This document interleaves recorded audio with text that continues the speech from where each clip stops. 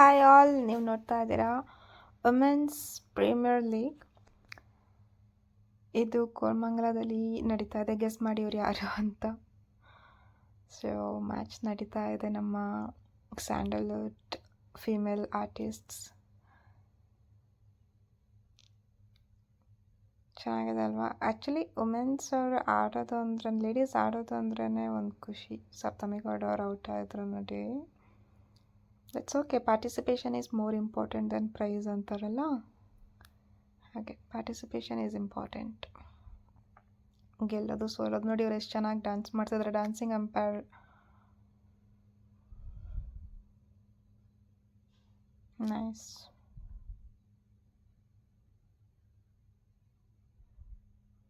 ದೋಸ್ತ